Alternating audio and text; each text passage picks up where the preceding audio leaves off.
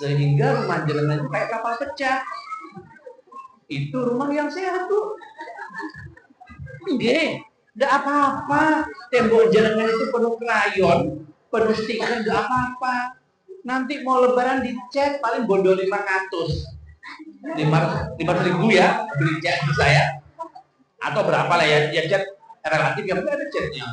Maksudnya begini, ibu bayangkan ya, anaknya lagi pingin coret-coret, lagi pingin nulis, lagi pingin teriak-teriak. Terus jenengan marahin.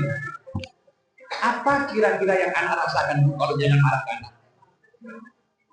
Anaknya sedih, dan kira-kira besok dia pasti nggak mau lagi melakukan itu, karena dia udah mikir, wah nek ini kok macane ngamuk ini.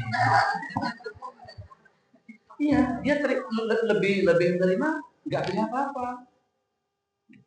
Ada sebuah studi Bu ya, jadi wanita itu punya kuota ngomong, jadi kayak paketan gitu ya. Perempuan sama laki-laki itu beda. Perempuan itu punya paket kuota ngomong itu 20.000 kata per hari Bu. Bayangkan, lebih malah katanya ya. Saya sambil berdiri Bu ya, gak apa-apa nggih. Sudah 55 tahun itu kadang-kadang nggih. Jadi wanita itu punya kuota ngomong itu 50.000 kata, 20.000 kata per hari. Kami laki-laki 7.000 kata. Artinya banget, sepertiganya. Makanya nek kami laki-laki jenengan ngomel ke kami, jawaban kami paling oke, atau menang ya. Kami diam salah, kami jawab salah. Kenapa tambah salah? Gitu kan? Kita milih diam. Jadi artinya begini Bapak Ibu, dengan Allah kasih minimal 20.000 kata per hari, itu kalau bisa digunakan untuk berkomunikasi dengan anak, wah anak dengan jos. Gak ono anak yang speed delay. Sekarang banyak ya anak yang speed delay, lambat ngomong. Banyak sampai dia sih ya. Banyak sekali. Kenapa? Yo piye anaknya mau ngomong, nek bendino dikai HP loh. Nggih.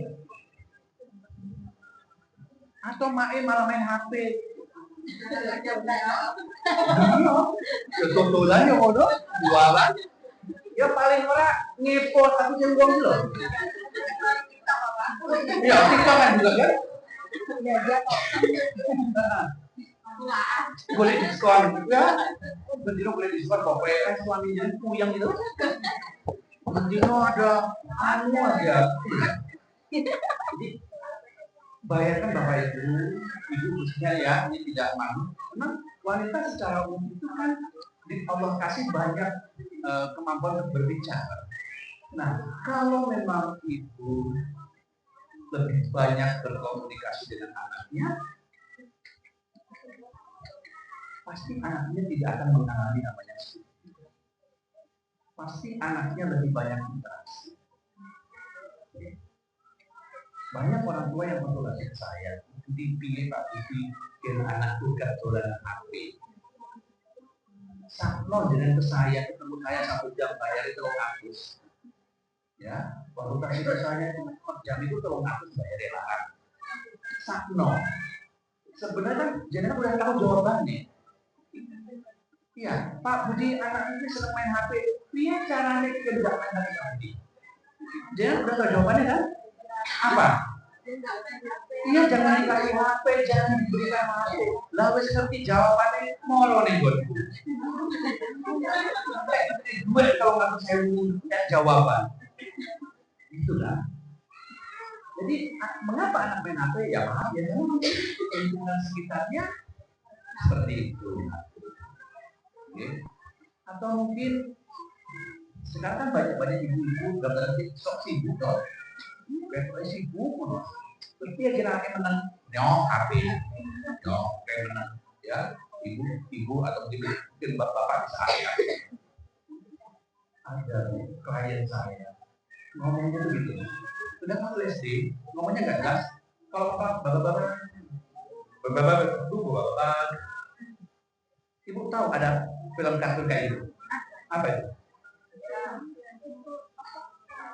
Rabbit. Iya. Jadi anak ini setiap hari yang disebut rabbit, ya. Nah, ibu bayangkan, karena setiap hari yang ditonton rabbit, kemampuan bicaranya nggak ada. Sama kayak rabbit, sama kayak anak dengan sekarang nonton Filipin. Bahasanya kan kayak Filipin tuh. Nonton manusia ya kayak manusia. Jadi bayangkan mengapa? Karena anak itu perilakunya lebih banyak mencontoh, meniru. Siapa yang dia contoh, yang dia tiru? Ya mesti orang yang paling dekat di rumah kan. Itu kan anak jenengan, bukan anak tonggone. Kan anak jenengan, sehingga mungkin ya perilakunya ya atau apa yang dapat ya kayak orang tuanya. Nah, ini mengawali saya betapa punya anak itu nggak sulit ya. Tapi mungkin dari situ kita banyak belajar. Di situ kita bisa sabar. Jenengan mau pengen anak, ini anak disebut generasi alpha ya, yang zamannya beda dengan jenengan waktu kecil. Situasinya berbeda dengan situasi jenengan kecil dulu. Ya, saya TK dulu kan tahun 75, bukan 75 saya TK. Ya beda banget. Ya. TK dulu cuma ya dolan, nyanyi, terus mulai. Sekarang TK, terus kudu moco, kudu nulis. Karena memang tuntutannya, ibu bayangkan anak jenengan masuk SD belum bisa baca tulis, kayak apa coba? Jadi sehingga maksimalkan kemampuan dengan cara apa? Nah, hari ini kita tentang cerita bagaimana sih peran orang tua untuk membentuk karakter anak-anak usia dini. Mengapa penting karakter? Bapak Menteri Pendidikan dan Pendidikan tahun punya konsep tentang 7 kebiasaan anak Indonesia hebat. Ya, sehingga nanti diharapkan ketika anak-anak ini memiliki 7 kebiasaan ya, yang dilakukan setiap hari, ini akan membentuk sebuah karakter, ya, karakter anak yang positif sekali. Sehingga nanti ketika anak-anak TK ini masuk ke SD, mereka punya karakter-karakter yang tertentu yang bagus. Misalnya karakter yang lain, kebiasaannya lain, beribadah, atau mungkin tidur tepat waktu, bangun tepat waktu, ya, kebiasaan berteman, bersosialisasi. Nah, 7 kebiasaan ini sehari-hari sudah kita ajarkan sih Bu ya, tapi mungkin tantangan kehidupan sekarang berbeda, sehingga jenengan harus lebih dekat sama anak. Ini nggak apa-apa ini, anak-anak jenengan di SMP, dia sudah sekolah di sekolah. Anak-anak sudah berusia pubertas, sudah nggak mau lagi sama kita, karena dia punya circle sendiri. Nah, mumpung dia masih TKS ini ya,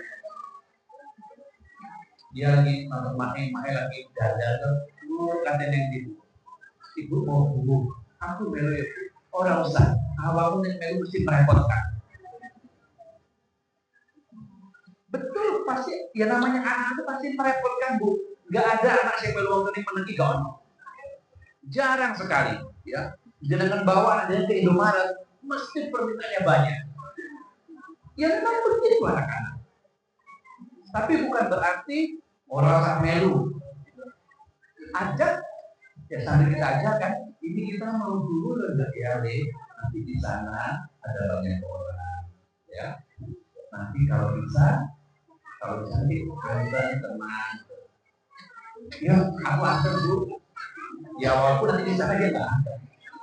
Tapi kita sudah mengajari pada mereka sebuah aturan tata krama, ya. Nggak ada anak yang bertamu itu, nggak ada itu. Ya, ibu-ibu ini juga udah mulai resah nih. Pak Budi ngomongnya bilang jam ini. Iya, mana aku selagi ini selagi itu lain. Enggak, saya nggak lama gitu ya. Bu, jadi karakter itu perlu banget. Karakter itu yang akan menentukan nih anak-anak kayak apa.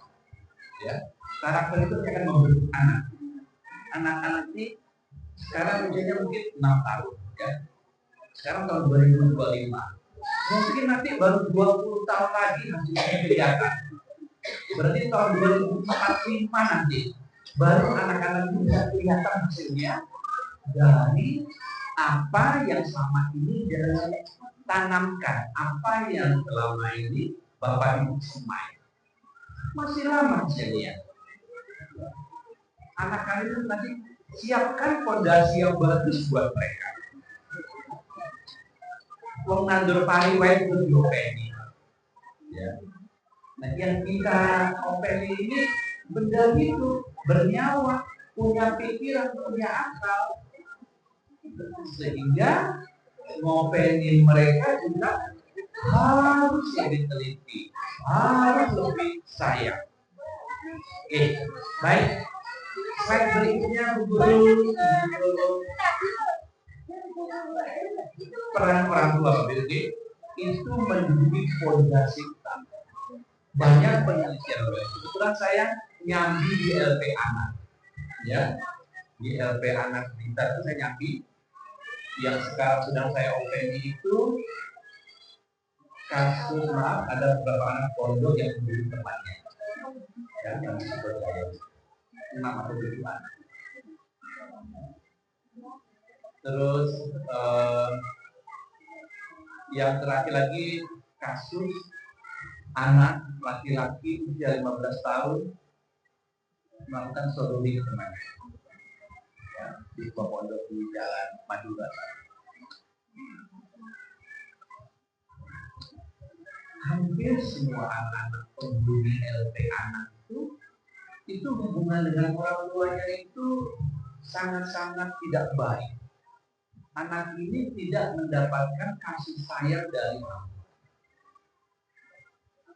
Anak-anak masih kecil, bapak ibunya sudah bercerai. Atau anak ini terus rumah tapi begitu mak-mak gitu. Sehingga anak ini merasa tidak nyaman di rumah. Nah, kalau tidak nyaman dia akan mencari keluar. Ya, lingkungan di luar, lingkungan yang sangat random sekali. Iya, kalau dia menemukan tempat yang baik, tapi mayoritas kan tidak begitu. Nah, sehingga betapa saya rasa sedih ketika mendengar cerita anak-anak di LP itu, ya, bapak ibunya nggak jelas, ya, bahkan yang dari Monspati Magetan sana incest sama adiknya sendiri. Gimana nggak incest mak geremok? Iya. Jadi kan sehari ini anak masih SD tuh, bukan anak SMP. Di LP itu kan anaknya usia 12 sampai 18. Jadi anak-anak lingkungannya seperti itu. Jadi kadang-kadang anak-anak ini melihat hal seperti itu hal yang biasa. Kalau maaf, kalau di rumah biasa itu ya anak pun akan meniru. Mungkin kita nggak ngajari miso, pasti kita nggak ngajarin begitu. Tapi kan anak punya circle yang lain di luar. Anak-anak pulang, omongannya kaget ya, loh, kosakata anakku kok tambah bertambah ini piye to caca. Kata-katanya menjadi aneh gitu. Sehingga betapa penting Bapak Ibu peran orang tua penting banget. Ya, Bapak.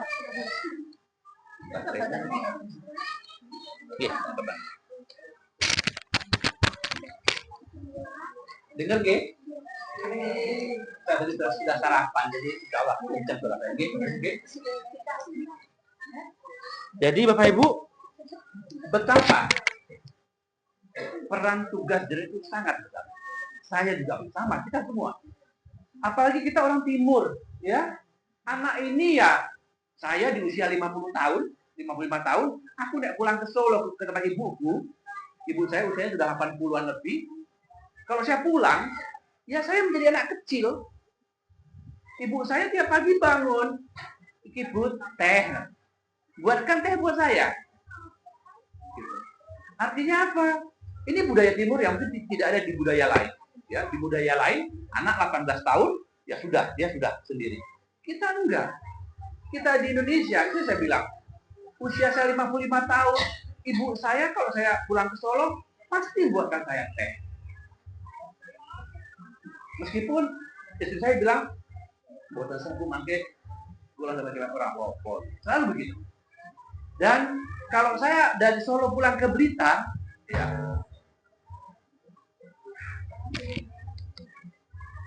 kalau saya pulang setelah beberapa di Solo, 1-2 hari saya pulang ke Blitar, ibu saya itu pasti bawain rantang, isinya makanan. Ini nanti untuk di jalan katanya. Sekarang kan sudah jarang orang begitu ya. Wong kita tuh pingin makan seanggot-anggot akeh kok. Tapi ibu saya selalu seperti itu. Artinya apa? Betapa kasih sayang orang tua itu sepanjang masa. Meskipun saya sudah bekerja, sudah punya anak, gitu seperti itu, tapi saya tetap diperlakukan seperti anak kecil. Kenapa? Ya saking kadang-kadang dia masih merasa sebagai orang tua. Ya Bapak Ibu, betapa penting sekali peran kita terhadap perkembangan anak.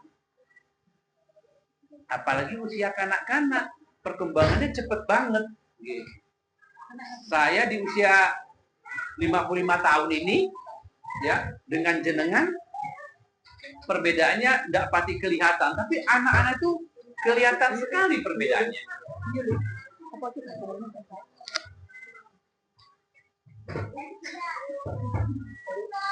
Wanita tangguh, kafe begitu. Nanti kaki gimana?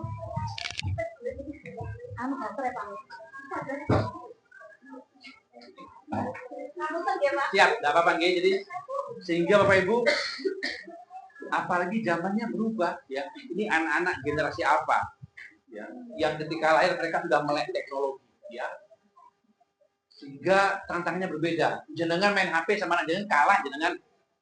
Anak jenengan ki anak-anak apalagi sekarang saya tanya, loh, kok kamu bisa misalnya nonton YouTube, kok ngerti kamu? Dia bilang, kan kamu belum bisa nulis, jadi kan pakai voice ya. Upin Ipin, ya kan? Muncul tuh. Bayangkan, begitu dipermudahnya teknologi. Nah, tugas kita adalah apa? Bagaimana menguatkan fondasinya. Kemajuan teknologi itu sunatullah, nggak bisa kita hentikan. Tapi bagaimana kita bisa memanfaatkan perkembangan teknologi itu untuk perkembangan anak-anak. Ibu-ibu pernah tahu yang namanya Wesel Post? Ada? Tahu nggak yang namanya Wesel Post? Wah, ini betul-betul ibu muda semua ya. Tapi kalau M-Banking ngerti ya? Zaman dulu waktu saya kos di Surabaya ya, saya kuliah itu tahun 88 sampai 95 gitu ya. Itu kan belum ada M-Banking atau Dana dan seterusnya. Sehingga orang tua itu mentransfer itu namanya lewat Wesel Post. Ya, lewat Wesel Post, lewat kantor pos. Ya. Jadi nanti jos tenang ini. Ya. Oke. Jadi sekarang canggih banget. Belanja apa-apa sudah pakai online semua ya. Yang sekarang pakai Wesel Post. Jadi saya tiap awal bulan itu saya nunggu di depan kos-kosan, nunggu Pak Pos datang. Nanti bawa namanya selembar kartu kayak kartu pos gitu. Itu isinya keterangan bahwa saya dapat Wesel Post. Nanti kartu itu saya bawa ke kantor pos, saya uangkan. Begitu. Nah sekarang kan beda, ya. Anak saya tiba-tiba Pak kirimin duit, ya langsung, gitu kan, real time gitu. Saya pernah ngomong sama anak saya gini, kamu enak Le, SMA sudah punya kendaraan, ya. Maksud saya sih kan melatih dia dengan apa, membayangkan saya zaman dulu bahwa saya itu SMA itu sore gitu ya, jalan kaki begini begitu. Sementara anak-anak sekarang SMA yang alhamdulillah mereka sudah pakai motor, kuliah sudah pakai motor. Jadi saya membayangkan gini, bu, yo peringatin kau yang bikin papa gini. Jawaban saya kan gampang, dia dengan bilang salah papa, hidupnya zaman dulu. Iya. Nah jadi akhirnya kan ya benar ya, tiap zaman berbeda. Nah kemajuan teknologi juga begitu ya, dengan zaman digital kayak begini, anak-anak itu semakin maju.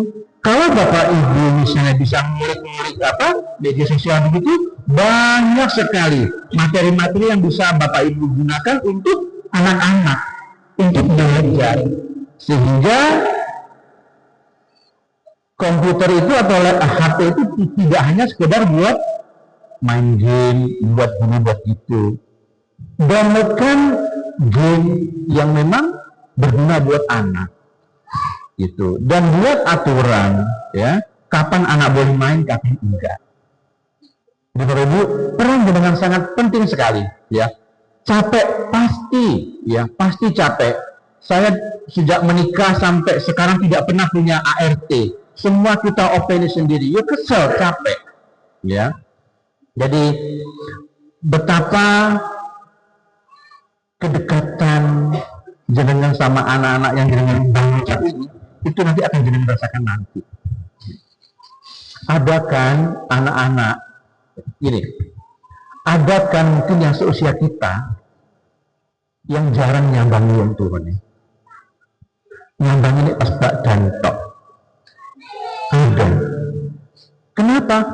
Setelah dirunut ke belakang, ternyata memang ketika kecil orang tuanya tidak membangun ikatan emosi dengan anaknya. Ya pokoknya anaknya dia kasih makan, dia sekolahkan, ya wes. Tapi hubungan sekedar kedekatan itu jarang sekali. Jangan antar sekolah anaknya, ya. Jangan cuma wes di drop ter, wes kono mudun wes. Ya. Bapak Ibu selama perjalanan ke sekolah itu jangan wes ngomong sampai terus kan 20.000 kata kan, ngomong aja kepada anaknya, mau dia denger mau enggak, cerita aja apa yang dia di jalan, ceritakan aja, ajak dia ngomong. Anak itu merasa dihargai ya. Jangan berangkat sekolah anaknya stres. Kok bisa stres Pak Budi? Oh iya, anak berangkat sekolah, ingat ya, ingat pesan ibu nih, jangan nakal kamu. Aku izin ya kamu nakal. Nek tugas-tugas kerjakan dengan baik. Yo nek mewarna itu aja nanti mutus kok garisnya. Ya, sekali lagi bagus itu ibu. Tapi nek bendino ibu bapak ngomong gitu ke anaknya, kebayang anaknya, ya Allah sekolah baik stres kayak ini. Ketika pulang juga gitu, pulang sekolah, ayo tadi gimana kamu? Nggak nakal kan? Wajar pertanyaan seperti itu, tapi nanti kita ubah pertanyaannya. Tadi di sekolah asik toh mas, asik toh mbak, gitu kan? Itu pertanyaan kita. Coba kamu ceritain tadi di sekolah ngapain aja. Nah itu anak, ketika anak bercerita itu, anak bisa menceritakan mungkin bahagianya, bisa sedihnya. Nah ketika anak mungkin, loh bu, tadi aku di sekolah loh bu, ini loh bu, jauh aku sakit loh bu loh. Gitu. Berarti kan anak menceritakan suasana yang tidak enak ketika itu. Apa yang anak ceritakan itu kayak healing gitu loh. Jadi kesedihan dia saat itu keluar dengan mengungkapkan gitu. Dan ibu khususnya nih ya, ketika anak ngomong gitu, responnya jangan begini, Budi, anak siapa nih? Tak parah nih saya, langsung. Itu juga berat gitu ya. Anak-anak biasa ibu ya itu. Apalagi begini, ada anak yang ADHD, anak hiperaktif ya. mungkin di ada anak hiperaktif anak tulan, nggak iso mandek. Ya. Anak hiperaktif ini Bu, tiba-tiba maaf ya, suka gitukan temennya, dorong temannya, jauh temannya itu suka. Memang anak hiperaktif ini anak yang bermasalah, gitu. Tapi dia tidak punya maksud jorok teman itu, tidak punya maksud begitu. Atau mungkin tiba-tiba anak hiperaktif ini mukul temannya. Kenapa? Ada temannya tiba-tiba ingin meluk dia gitu. Anak hiperaktif itu nggak suka dipeluk, risih dia. Sehingga ketika ada teman mendekat, dia langsung melakukan pergerakan ya kayak bela diri, mungkin kayak jorok, mukul atau gimana tuh. Nah sehingga ketika di sekolah tadi sekali lagi usahakan anak itu happy, berangkatnya senang, pulangnya senang. Dan jenengan pulang atau jemput itu cerita aja sama anak. Ini yang akan membuat bonding. Bonding itu kedekatan sama anak lebih dekat. Kalau anak sejak awal dekat sama orang tuanya, sampai dia gede pun dia akan dekat sama orang tuanya. Dan dia selalu akan merindukan pulang ke rumah orang tuanya ketika dia sudah gede nanti. Gitu. Itu yang Bapak Ibu bisa bangun mulai sekarang. Ya. Kedekatan itu. Untuk apa? Kembali tadi ujungnya karakter anak. Ya. Berikut Bu Guru. Nah ini mak-mak itu ya. Al-Ummu Madrasatul Ibu. Ibu itu guru terbaik bagi anak. Orang tua itu guru terbaik, bukan anak. Bukan ibu ini, bukan ibu. Di sekolah, tapi anaknya kan anak-anak itu lebih percaya dengan guru-guru di sekolah kan. Andai mereka gak percaya, diajarin gini, cari guru gak ngerti. Iya kan? Jadi betapa anak itu bonding sama guru seperti itu. Nah, gimana sih caranya supaya ibu betul-betul menjadi madrasah utama dan pertama bagi anak? Ya, perannya sangat penting Bu. Ya. Komunikasi, interaksi gitu. Dan anak-anak itu Bu, anak-anak ya sebelum mereka remaja, bonding mereka lebih dekat dengan ibunya dibandingkan dengan bapaknya. Ya. Kalau untuk yang bersifat tata krama, aturan, itu omongan ibu lebih didengar daripada omongan bapak. Kalau anak-anak itu dengan bapak lebih manutnya itu lebih kayak takut gitu. Tapi kalau dengan ibu seperti itu. Berikut Bu Guru. Ini Bapak Ibu, data Januari 2005 dari Badan Pusat Statistik tentang bagaimana anak-anak menggunakan HP dan akses internet. Anak kurang dari 1 tahun ya, Bu Guru. Itu hampir 10% anak usia 1 tahun di Indonesia sudah menggunakan HP dan pakai internet. Tuh yang paling sana, anak 5-6 tahun. Hampir 60% menggunakan HP. Ya. Anak-anak seusia gini dahulu, hampir 60% menggunakan HP dan menggunakan internet. Kebayang Bapak Ibu. Ya. Ada anak TK di Wlingi sini, ya, di TK Bina Insani, ya. Itu anak itu matanya itu sampai hampir kayak glaukoma karena main HP. Setiap hari main HP, radiasi HP itu luar biasa sekali sehingga matanya menjadi rusak. Ya. Kalau keseharian kita terlalu banyak hanya main HP, scrolling, itu lama-lama otak kita akan membusuk istilahnya. Ya, otak kita membusuk karena hanya digunakan untuk scrolling dan scrolling. Kecuali mungkin kalau kita mengakses informasi di situ, itu mungkin akan berguna bagi kita. Nah, jadi Bapak Ibu perhatikan data-data ini betapa anak main HP itu sekarang mulai merisaukan. Ya, nanti ada tips di belakang bagaimana cara menggunakan HP. Berikut Bu Guru. Mengapa begitu penting? Karena di usia inilah nilai nilai dan sikap yang kuat ditanamkan. Ya. Kalau di sekolah ada misalnya kata-kata ajarnya, kalau mau apa-apa bilang minta tolong, ya, melakukan sebuah kesalahan ajarkan kata maaf. Gitu. Di rumah diajarkan kita itu. Lebih penting nilai dan sikap ini. Anak-anak itu kalau fondasi nilai sikapnya bagus, insya Allah akademiknya akan bagus. Jadi betapa pentingnya mengajarkan nilai dan sikap, kebiasaan-kebiasaan baik, ya. Bagaimana cara anak bertutur kata, bagaimana anak berperilaku, itu lebih penting, ya, dibandingkan kalau kita hanya ngejar akademiknya. Berikut Bu Guru. Dan tentunya orang tuanya yang berperan sebagai model dan pembimbing, bukan guru-guru di sekolah. Yang paling utama adalah orang tua di rumah. Kalau bapak ibu bisa menjadi model dan pembimbing bagi anak, insya Allah anaknya juga akan tumbuh berkembang memiliki karakter yang baik. Berikut Bu Guru. Berikut lagi Bu Guru. Nah, bagaimana cara melibatkan orang tua? Ya, kita mulai belajar lagi dengan namanya pola asuh positif. Ya.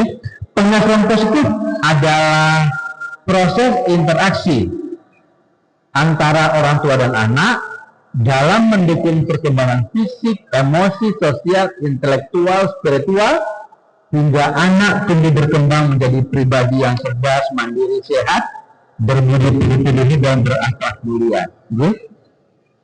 Interaksi antara orang tua dan anak. Tujuannya apa? Nah, interaksi apa saja sih? Visi Bapak Ibu. Banyak ibu-ibu yang Pak Budi anakku kok makan kayak gini-gini coba Budi. Makannya cuma nugget aja. French fries aja. Gak kelem sego, gak kelem sayur. Ya. Coba bayangkan, kenapa? Ya. Kemungkinan ya, anak ini waktu kecil itu kebanyakan makan bubur yang dijual di pinggir jalan. Ya. Jadi ketika mungkin anak masih kecil, ya, kalau zaman saya kecil dulu, orang tua zaman dulu pasti punya waktu itu buat nasi tim untuk anaknya. Nanti juga ada sayuran dulu. Tapi mungkin nggak tahu kadang-kadang orang tua sekarang sibuk sehingga beli di pinggir jalan itu. Nah, Bapak Ibu, bubur-bubur di pinggir jalan itu kadang tinggi sekali rasa penyedapnya, ya, sehingga lidah anak itu menjadi sensitif dengan rasa gurih, sehingga ketika dia menemukan sayur, nasi yang rasanya agak sedikit hambar, anak-anaknya nggak suka. Sehingga saran saya Bapak Ibu, kalau terlalu sering beli bubur yang dijual di pinggir jalan, itu coba jenengan seleksi mana yang cita rasanya tidak terlalu gurih banget. Ya. Dampaknya apa? Antara itu, akhirnya ketika anak sudah usia gini, makannya pilih-pilih, maunya yang makanan-makanan instan, sehingga nanti apa? Perkembangan fisiknya juga akan berpengaruh. Ya. Jangan sampai nanti banyak anak-anak yang stunting, ya. Emosinya gimana? Sosial gimana? Anak-anak dulu kan suka main tuh, ya. Mungkin siang-siang tengah hari jam 1 siang main ya. Kita mungkin mikir panas loh, panas deh, jangan main. Nanti kamu hitam. Betul. Anak-anak itu kulitnya berbeda dengan kita. Kalau saya sekarang keluar, ini jam 10-an, rasanya sinar matahari itu langsung masuk menembus ke sini. Tapi anak-anak itu kulitnya masih sangat elastis sekali. Panas jam 2 siang pun dia tidak merasakan seperti yang kita rasakan Pak Ibu. Nah, anak-anak keluar bermain itu untuk melatih sosialisasinya, melatih dia berteman. Ya. Artinya apa? Ketika anak di luar, dia tahu mana teman yang baik, mana teman yang harus dihindari. Yeah. Itu pengaruh positif. Berikutnya Ibu Guru, tujuannya apa? Meningkatkan kualitas interaksi dengan anak, mengoptimalkan perkembangan anak, dan mencegah penyimpangan perilaku. Dan keempat, menumbuhkan sikap positif. Jadi pengasuhan yang positif. Artinya apa? Pengasuhan positif itu lebih banyak berinteraksi, lebih banyak berkomunikasi dengan anak. Itu yang dibutuhkan anak. Ya. Ketika anak merasa ada yang memperhatikan dia, anak merasakan secara pribadi dia sehat. Tapi ketika anak tidak mendapatkan kehangatan di rumah, maka ada yang hilang dari perkembangannya. Itu yang namanya sekarang luka batin. Ya, kita sekarang pada ngetren tuh luka batin. Ketika kita kecil, kita tidak mendapat pengasuhan yang pas. Mungkin ketika itu orang tua kita tidak pernah ikut parenting. Parenting kan mulai parenting kan 10 tahun terakhir. Sehingga kita tahu, oh ya ternyata ya, gitu Bapak Ibu. Jadi kan kelihatan tuh mana orang yang banyak omong, enggak. Kelihatan banget. Orang yang kecil, kurus, terus pendiam, mas, introvert, mas. Tapi nek ibu, maaf ya, ibu kayak depan sini, nah, ini jago ngomong nih. Ibu nek dodolan barangnya payu. Jadi struktur badan orang yang agak kayak ibu ini saya ya, yang proporsional gitu, ya. Itu orangnya sangat aktif ngomong, sosialisasinya bagus. Beda dengan orang yang kecil kurus, ya. Apalagi duduknya dekat pintu gitu. Mari ini assalamualaikum langsung nyumbak ini. Jadi Bapak Ibu, betapa bahwa relasi dengan anak itu sangat penting sekali, ya. Akhirnya kan orang ngomong, lah ya anaknya pendiam, anaknya pendiam. Sebenarnya ini bukan genetis, bukan keturunan, tapi karena sehari-hari anak diasuh dengan cara yang pendiam. Anaknya ngomong keluar, oh aku tak seorang ya bu ya. Kadang dia main sama Budi, jangan, Budi itu nakal, kalau mestinya mari mulai suka Budi mesti ada. Misalnya begitu. Anak butuh berteman, ya. Nah ini yang kita harus melakukan itu. Nama sama Budi, hati-hati loh ya. Kalau nanti bisa diajak yang begitu, jangan gitu. Jadi kita mengajarkan anak itu adalah kemampuan untuk memprotek dirinya, bukan untuk melarang dia main. Gitu. Anak nggak apa-apa dia berkenal sebanyak mungkin teman-temannya, apapun ragamnya. Tapi anak tetap punya jalan yang lurus. Berikut Guru, di Al-Quran ngomong tentang bagaimana tentang membentuk karakter anak dan keberadaan anak, ya. Bagaimana peran orang tua, lingkungan dan pendidikan. Sekarang Ibu, peran orang tua. Jadi peran kita dalam mengasuh anak itu menempati posisi yang utama. Berikut Guru, Ibu bisa lihat tentang akidah di An-Nisa, bagaimana mengajarkan tentang ketauhidan kita.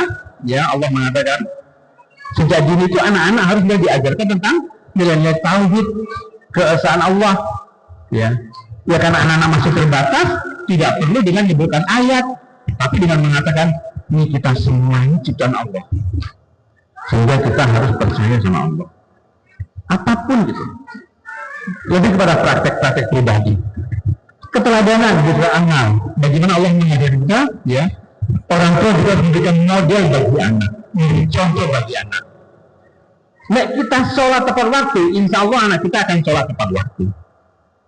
Pasti. Karena anak melihat. Tapi kalau kita tidak seperti itu, ya anak pun akan begitu. Ya. Dan anak-anak itu lebih mudah ngajari mereka dengan contoh Bapak Ibu, dengan teladan. Kalau kita ngomong kepanjangan, nggak ngerti anak-anak. Berikut Guru, ada beberapa cara yang Rasulullah ajarkan ya kepada kita bagaimana nanti memiliki generasi yang pendidikan terbaik. Yang pertama, pendidikan agama itu fardu ain, wajib sekali. Ya, anak-anak sederhana saja. Kalau anak-anak belum punya anak usia gini kan kewajiban sholat belum ya, tapi kita bangunkan. Ayo bangun kalau subuh bisa kalau bisa, atau nanti misalnya maghrib isya ajak jamaah. Ya. Mengajarkan nilai-nilai agama. Ya. Sedini mungkin. Khususnya yang terkait dengan keimanannya. Berikutnya Bu Guru, ajarkan pilih teman yang baik ya, supaya anak bisa mengetahui mana yang pas buat dia, mana yang tidak. Berikutnya Bu Guru, tanggung jawab dan amanah ya, hal-hal seperti ini Bapak Ibu, anak jenengan. Saya punya klien saya lagi, ada anak kelas 1 SD sampai kelas 1 masih disuapin oleh ibunya. Kenapa Bu? Nah kalau nggak disuapin nggak mau makan Pak. Betul kan? Bapak Ibu percaya, nggak makan jarwai itu mesti gak nangis dulu. Ya memang lama, ya kan? Mengapa kita begitu? Karena kita kadang-kadang nggak sabar deh. Anak kita kan makan lama banget. Sementara mungkin kita kan banyak kegiatan. Sudah makannya lama, berceceran lagi. Itu kadang-kadang yang membuat kita nggak sabaran. Akhirnya kita suap. Megang sendok itu aja Bapak Ibu, megang sendok itu aja, itu salah satu melatih motorik halusnya. Motorik halus itu terkait dengan kemampuan dia untuk menulis. Bapak Ibu yang anaknya TKB sekarang nek megang alat tulis belum begini, berarti itu bermasalah. Yang TKB khususnya nek megang krayon apa mana gitu begini lagi. Ini parah banget nih. Parah. Boka pak nu anak ini. Harus sudah begini anak TKB. Ya, apalagi begini. Ya Pak Budi. Ya. Kasarnya harus terapi Bapak Ibu. Terapi itu larang. Sekali datang 1 jam 75.000 di tempat saya. Bapak Ibu, kalau anaknya megang pensil masih begini krayon, latih saja, jepit baju, masukkan koin ke celengan, terus main play-doh malam itu diinjil-injil kayak begini, ya. Apalagi misalnya menyusun balok, menggunting, ya, merobek kertas. Ini latihan-latihan yang bisa ibu gunakan supaya motorik halusnya berkembang baik. Nggak usah bawa ke terapi, larang. Ya, biarkan dia main di luar, ya, main pasir, main apa yang melibatkan masang kancing sendiri, gitu. Ini untuk melatih kemandiriannya dan juga nanti ujungnya ke akademiknya, ya. Nggak apa-apa dia main pasir, habis itu dibersihkan. Ada kan anak yang kalau keluar rumah harus paton, harus sandalan. Ada nggak? Kalau anak jangan ada begitu berarti bermasalah. Biarkan begitu. Jangan. Mulai sekarang Bapak Ibu, nek dia main keluar, suruh nyeker. Enggak apa-apa, itu untuk melatih sensorisnya, melatih kemampuan kepekaannya. Bapak Ibu tahu nggak? Alhamdulillah. Anak-anak yang apakah semua bayi jenengan dulu mengalami inisiasi menyusui gigi? Wah, alhamdulillah. Bayi-bayi yang tidak mengalami inisiasi menyusui gigi cenderung akan bermasalah di makannya dan di komunikasi. Inisiasi inisiasi menyusui juga pertama kali ketika bayi cepat lahir dibersihkan, diazani, terus dikasih ke ibunya oleh tenaga medis, suruh ngasih ASI yang pertama. Itu namanya inisiasi menyusui. Nah, kadang-kadang kita emak-emaknya nggak ngerti tuh. Inisiasi yang penting itu begini, ketika bayi sudah digunakan jenengan, sudah diazani, bayi kan dengan pegang begini, bayi akan mencari puting susu ibunya. Itu jangan, biarkan. Ada ibu-ibu yang gak sabaran langsung memberikan putingnya ke anaknya. Nah, ini sebuah proses kesalahan sebenarnya. Ada lagi misalnya bayi jenengan gak merangkak, itu masalah ya Bapak Ibu. Jangan bangga wujud-wujud anaknya bisa jalan. Merangkak itu bagian dari proses anak dalam berkembang. Ya. Ada lagi refleks, maaf. Ibu bayi sekarang, itu yang paling kecil. Ibu tangannya begini, tangannya maaf ya. Tidak apa-apa. Maaf ya. Waktu kecil, bayi malah kalau diginikan, apa respon bayi? Menggenggam ya. Nah, respon ini hanya ada di usia ini. Kadang kita lupa, tidak melatihnya, atau mungkin juga bidan-bidan jarang memberikan informasi ke kita. Saya sering marah sama istri saya, bukan marah, dia nanti tahu. Mangga ya keren kan yang nama bidan-bidan di posyandu itu gak cuma nimbang tok, gak cuma mikir berat tok, gak mikir panjang dan kepala. Tanyakan perkembangan. Istri saya kebetulan dokter, dia kepala puskesmas. Jadi maaf ya, banyak tenaga medis ketika di posyandu itu tidak tahu anaknya sudah mulai ngomong apa belum.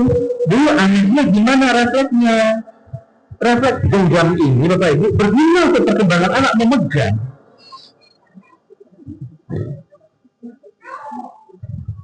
Kalau sekarang refleks ini udah nggak ada, karena memang adanya di usia bayi saja.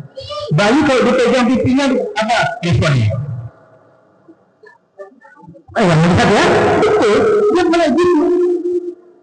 Itu kalau sekarang kita begini kan nggak respon, karena respon itu tidak hilang.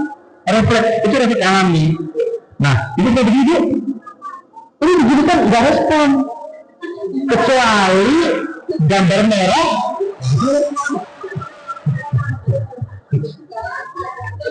Ada Bapak Ibu, ada hal-hal yang ketika kecil yang kita lupa. Bayi waktu kecil kan tidak ada. Terus bayinya itu dari gigi mau begini. Karena kita kasih, ya Allah Ustaz, anak mama nggak bisa, jadi mama bantu. Nggak usah dibantu, jarnoai untuk proses diam, untuk mematangkan motorik-motoriknya. Pasti dia bisa walaupun susah. Semakin dia membantu, nah itu tuh anak-anak yang bermasalah sekarang dalam perkembangannya, karena ketika dia proses itu banyak kita bantu. Ya, yang masih sedang hamil atau punya bayi, bayinya dari tengkurap di rumah,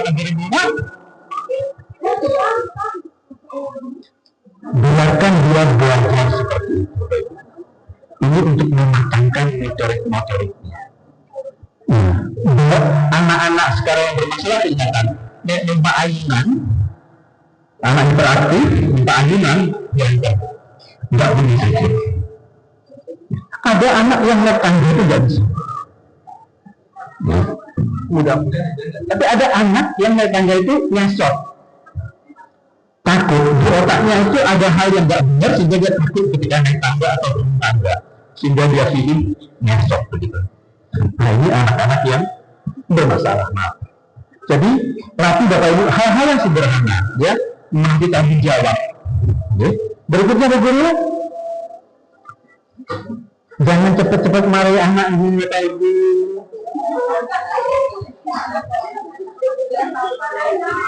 Ya sabar. Ya pasti nggak sabar. Tapi seperti itu, Bapak Ibu ya, anak itu bayangkan ya. Kita itu kan kadang-kadang, maaf ya, nyubit anak itu kan gak cukup gigit gini ya. ngapain? Ada soalnya kamu tahu. Dan itu yang diingat anak. Mungkin bagi kita ada itu hal yang kecil, tapi itu nempel di bawah sadar anak yang sekarang menyebabkan pun anaknya itu mengalami luka batin. Jangan yang ngerti. Habis nyebut pasti terus ya ternyata tadi gitu ya. Yang sosok pengalaman. Kenapa? Saya yakin jangan waktu kecil juga digitukan oleh orang tua. Jadi pola asuh kita itu cenderung mengulangi bagaimana diri kita diasuh dan sekarang kita mengulanginya. Nanti anak-anak pun akan melakukan hal yang sama kepada cucu ini. Dan saya salah satu pelaku seperti itu. Karena orang tua saya sangat, saya katakan pasti maksud mereka baik, tapi mereka nggak menyadari bahwa yang mereka lakukan itu ternyata menimbulkan luka batin di saya. Dan saya melakukan itu kepada anak saya 20 tahun yang lalu, sekitar 20 tahun yang lalu ketika anak saya masih kecil. Dan saya baru tahu luka batin ini mungkin baru 5 tahun terakhir ini Bapak Ibu. Saya baru belajar itu tentang mana luka batin. Sehingga ketika anak saya khususnya yang kedua itu agak saya sedikit kencang mengasuh dia, itu tidak apa-apa Bu, ibu jangan sedih ya, anak sopok tidak apa-apa, jangan begitu lah. Anak yang kedua sekitar 3 tahun yang lalu dia lulus SMA, dia mau kuliah, kok alhamdulillah dia pilih psikologi gitu ya, saya nggak tahu, saya nggak pernah memasak anak saya 3 semua pilihan mereka semua, saya tidak pernah mengarahkan. Anak yang kedua pilih psikologi, laki-laki. Terus anaknya introvert banget, pendiam sekali. Nah setelah waktu anak saya diterima di psikologi di Malang dan saya mulai belajar namanya luka batin, saya belajar mengenai memaafkan, minta maaf gitu. Saya panggil anak saya karena saya sangat kenceng sama dia kecil, baik secara verbal dan secara fisik. Anak ini saya ajak ketemu dan di situ momen saya minta maaf sama anak saya. Waktu kamu kecil Mas, sebelum TK dan TK itu papa sangat keras sekali sama kamu, keras fisik ya, keras verbal. Kamu pernah papa kurung, saya ingatkan pengalaman dia. Kamu pernah papa kurung di kamar mandi, lalu papa matikan dan tidak dia papa, aku takut papa, tolong papa gitu. Saya ingat bagaimana saya sudah berubah banyak merendahkan dia, mendorong dia, saya kadang-kadang bertemu sama dia. Itu saya ceritakan dan saya minta maaf sama dia. Saya sudah melukai batin dia. Saya berharap ketika saya sudah minta maaf sama anak saya, dia bisa sedikit rilis, bisa sedikit pulih, bisa sedikit nyaman. Karena saya kalau sudah belajar melukai batin, belajar minta maaf, belajar memaafkan, itu yang saya lakukan sama anak saya kedua. Dan 3 tahun ini, itu kan 3 tahun yang lalu, 3 tahun sekarang saya merasakan sekali hubungan saya sama anak itu namanya Adi sangat dekat sekali. Dulu kami tidak pernah berkomunikasi. Sekarang Adi tiap mau kuliah pasti balik apa? Adi mau kuliah. Selalu apa saja dia cerita ke saya. Dan saya pun selalu semakin sering berkomunikasi sama dia. Nah itu saya katakan bahwa ketika itu mungkin kita masih belajar mengasuh anak Bapak Ibu. Sekarang ketika jenengan sudah banyak tahu, coba ya, jangan cepat-cepat marahi anak. Pikir sebentar ketika kita mau marahi anak. Anak misalnya tidak maaf ya jalan, terus menjatuhkan sesuatu jatuh. Pikir sebentar, sekian detik untuk menentukan pilihan. Mau marah, mau pukul, pikir sebentar. Pikirnya seperti ini, itu bisa membantu kita untuk menentukan pilihan. Bukan berarti kita tidak boleh marah, bukan berarti kita tidak boleh menegur anak. Tetap kita pikir. Ketika anak jatuhkan ini, Pak ya, gelas misalnya sudah pecah, Mungkin kita akan spontan mengatakan matanya picet misalnya, atau tiba-tiba kita marah masih kita pikir ya, itu kan banyak pilihan ya. Atau kita enggak apa-apa sudah jatuh, tapi begitu benda itu jatuh ya sudah diam sejenak, kemudian mungkin kita bisa mengatakan oke, ayo mas ambil serok, ya kita bersihkan. Mungkin setelah kita bersihkan baru kita ngomong, kok bisa tadi yang dari itu gimana mas berikannya. Nah ini yang cara tadi pendidikan itu kira-kira seperti itu. Dengan kita berkomunikasi dengan anak, dan kita kan nggak marah, kan pasti anak akan belajar di situ bahwa memarahi anak itu, apalagi secara verbal dan fisik, itu lebih banyak dampak negatifnya dibandingkan positifnya. Berikutnya guru, selalu berdoa Allah kata ibu, ya, serahkan semua sama Allah, apapun kondisi anak-anak kita. Jangan alhamdulillah dikaruniai anak-anak yang sehat secara fisik. Saya mempunyai anak di rumah hampir 50 anak berkebutuhan khusus. Ada autis, hiperaktif, slow learner, Down syndrome. Ya. Betapa mungkin orang tuanya stres punya anak. Saya punya klien, papanya dokter spesialis, ibunya dokter spesialis, anaknya autis. Ya. Betapa orang tua ini sampai 1 tahun terakhir belum bisa menerima bahwa anaknya autis. Orang tua ini tetap mengatakan anakku normal Pak Budi, cuma belum ngomong. Padahal anaknya autis. Jadi jangan yang dikaruniai anak-anak yang lebih baik, ayo siapkan mereka mulai sekarang, dukung mereka, doakan mereka setiap. Itu yang nanti akan membuat anak-anak jenengan tidak hanya pintar secara kognitif, tapi secara hati nurani juga pintar. Berikut begini, sesungguhnya Allah tidak melihat kepada rupa dan kata kalian, tapi dia kepada hati dan amal kalian. Dalam mengasuh anak, ya, bagaimana cara kita mengasuhnya? Seperti ini kira-kira bisa kita lakukan. Berikut begini, kata itu yang anak suka HP, ya, caranya gimana? Ya, buat jam khusus. Anak-anak jenengan sekolah, nanti kalau HP-nya sore yang mas ya, sore yang mbak ya, buat jam khusus. Artinya ketika anak tidak menerima HP, anak harus punya kegiatan lain. Mengapa anak itu main HP? Ya karena dia tidak punya aktivitas lain. Gimana caranya main? Mungkin dia main pasaran, mungkin main apa saja. Artinya apa? Siapkanlah banyak permainan di rumah sehingga anak melupakan HP-nya. Atau kalau kita kan capek, masukkan dia ke sekolah yang video school, berangkat pagi jam 7, pulang jam 4 misalnya. Oke. Kemudian luangkan waktu lebih banyak bersama anak Bapak Ibu, ya. Kemudian pakai gadget boleh, tapi cari konten-konten yang bermanfaat, gitu ya. Ya. Banyak tugas dengan teman-temannya. Ini beberapa cara yang bisa Bapak Ibu gunakan untuk mengurangi screen time anak.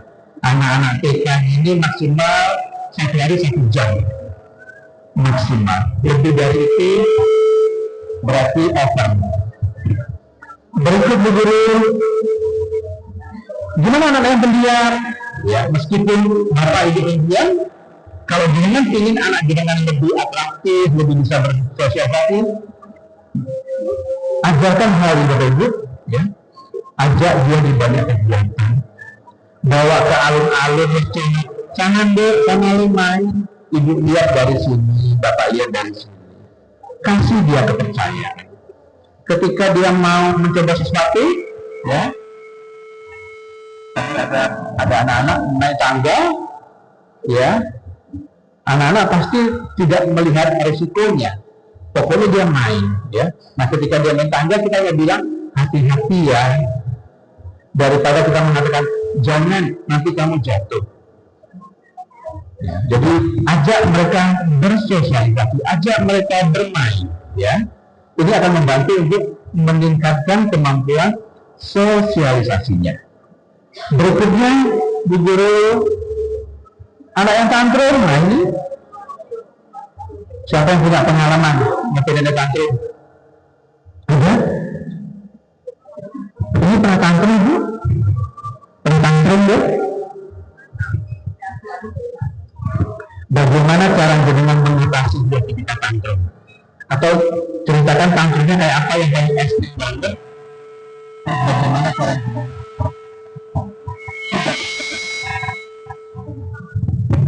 Sebenarnya nggak terlalu parah juga Pak, tapi didengerin dulu sebentar. Kenapa? Gitu ditanyain kenapa. Kalau dia udah agak diem, dia biasanya ngomong kenapa. Iya. Kebiasaan kita tidak ini ketika anak tantrum, ya anak pasti kita langsung anak lagi selingkuh, gimana pasti kita ngomong gitu. Saran saya gimana? Santai aja, nggak perlu ngasih rasa berlebihan. Ya, ini bisa diajarkan ya. Kemudian bawa ke tempat yang sepi. Jadi kalau misalnya di sekolah, ayo kita pindah ke tempat lain gitu ya.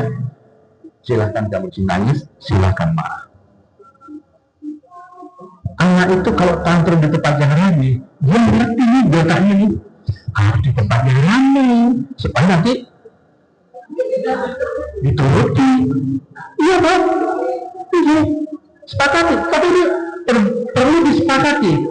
Kapanpun Mas, Mbak, kalau kalian lagi kayak gitu, Mama, Papa, Ayah, Ibu akan bawa kalian ke tempat tertentu. Silahkan kalian marah situ.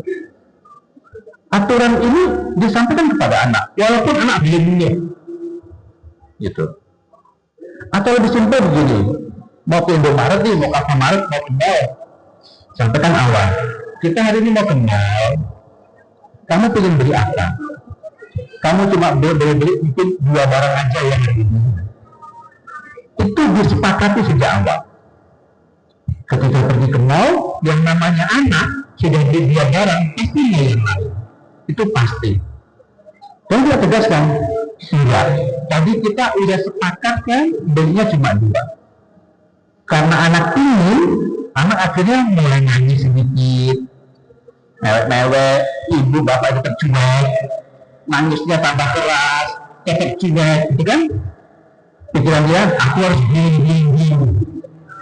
Ya toh, pasti diberikan karena dia tidak pengalaman, akhirnya dia di mall. Ya, nah ini kan tinggal kita buat-buatnya toh. Mungkin ada orang lewat, ngalah dia, dosa anak itu tuang apa? Dia nggak ngalahin orang itu, bertambah ribetnya. Nggak apa-apa. Kalau jenengan misalnya bisa lebih kencang, nggak apa-apa Mas, Mbak, kami nangis di sini dulu nggak apa-apa. Ayah ibu tunggu sampai kami diam. Dia keras, nangis keras, gulung-gulung, kita tetap santai aja.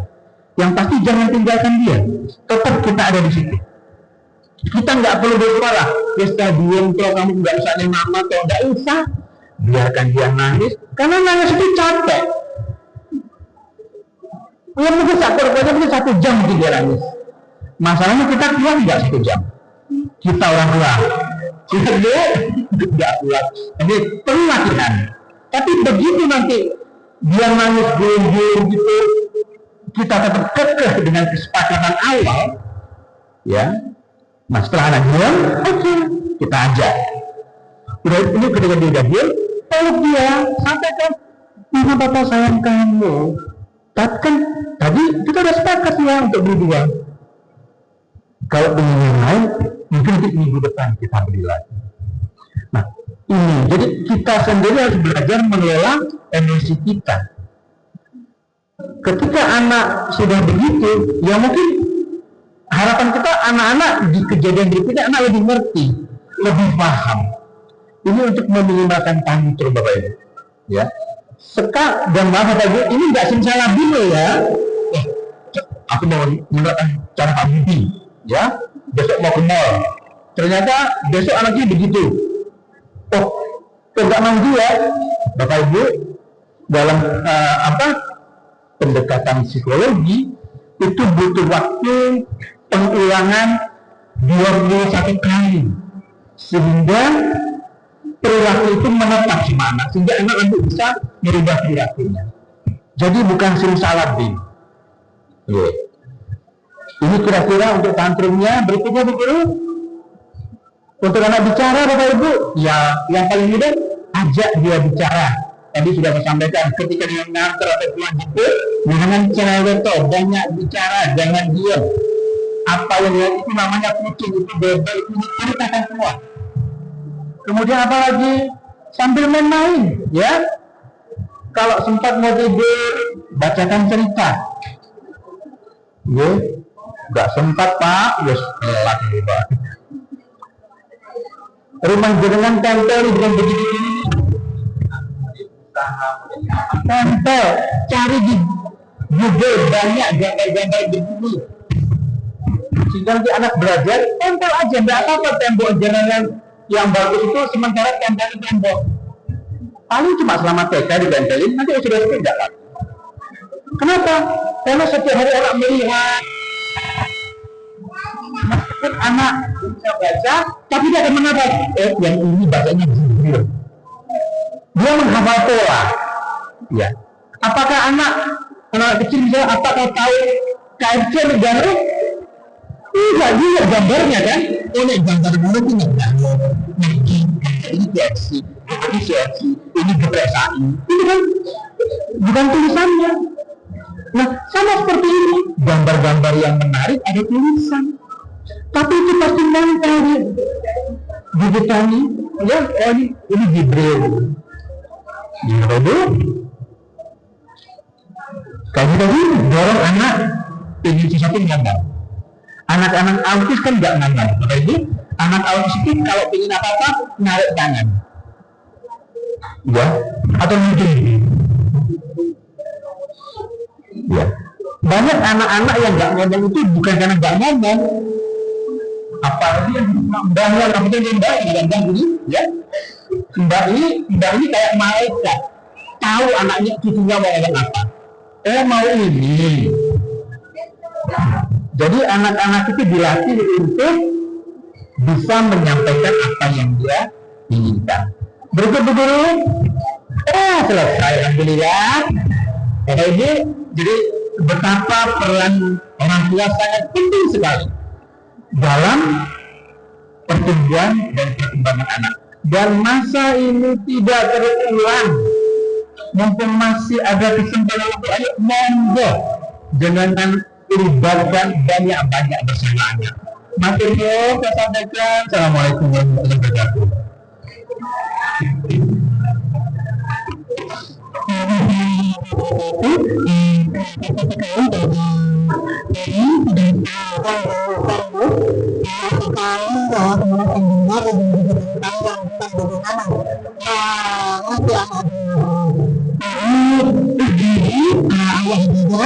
Mungkin di sini masih ada makanan. Monggo, siapa tangan dipersilakan.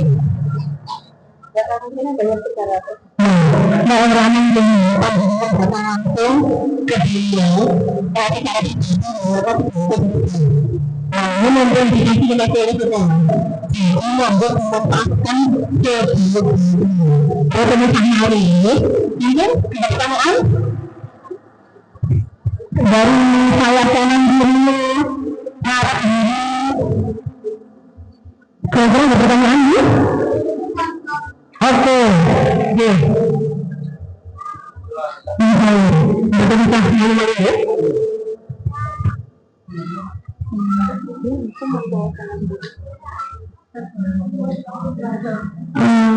Mau tanya Pak, cara mengatasi anak yang makanya itu pilih-pilih, nggak mau yang alifabet itu nggak mau,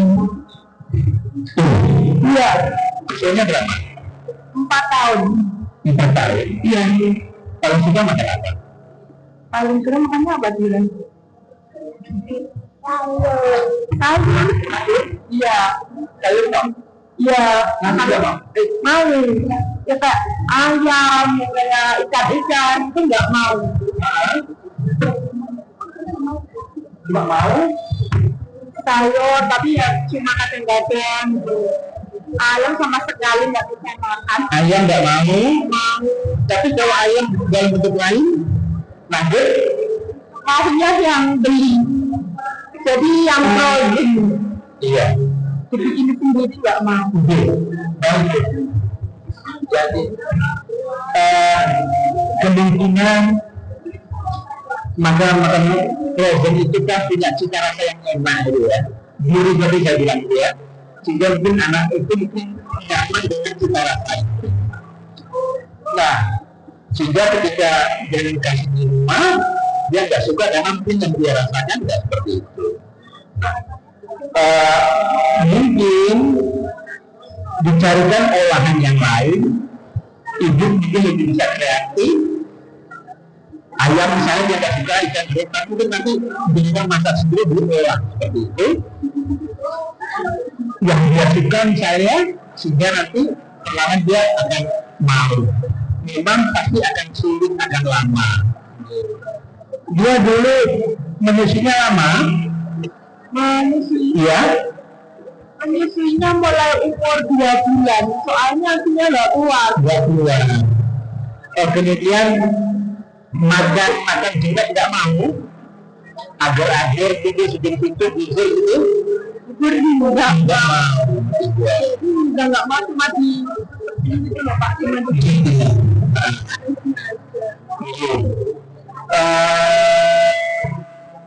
Dia minum pakai sedotan apa pun bisa. Bisa. ada jelas bisa. Bisa ya. Jadi mungkin lebih kepada kebiasaan gitu ya. Mungkin karena mungkin dia sudah pilih non frozen tadi yang cita rasanya kan itu ya. Nah, coba mungkin nanti ketika dengan masakan di rumah bisa nggak bumbunya menyerupai kayak itu ya, sehingga nanti mungkin dia suka, atau mungkin dia dilibatkan dalam jadi kayak seperti itu deh. Jadi kira-kira itu terus sepanjang ukurannya ya gitu, anak ini tidak bermasalah dengan organ tubuhnya, tapi lebih kepada apa yang ada di makanan itu. Gitu kira-kira. Terima kasih ya Pak.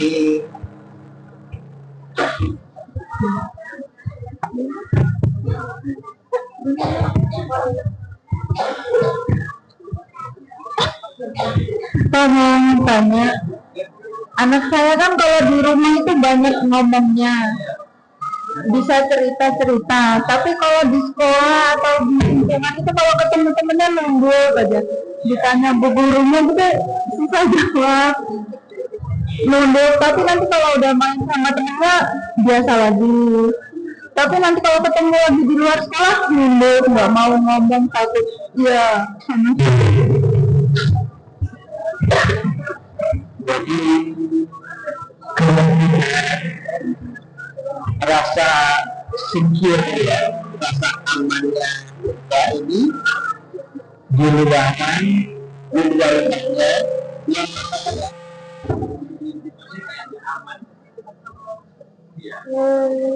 ya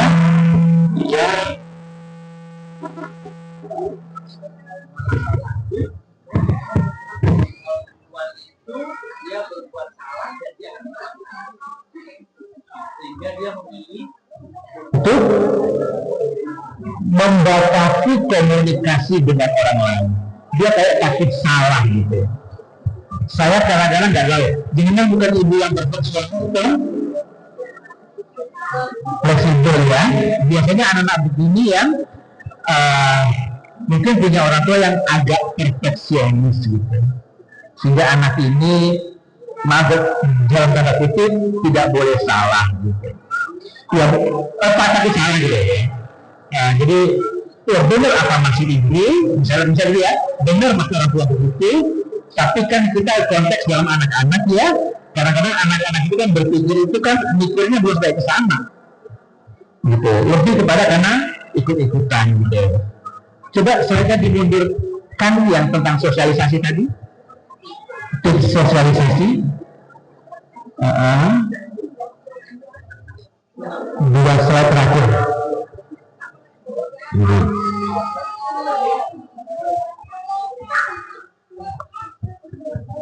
Lagi, mundur. Ini kira-kira anak-anak ibu sudah seperti ini kan?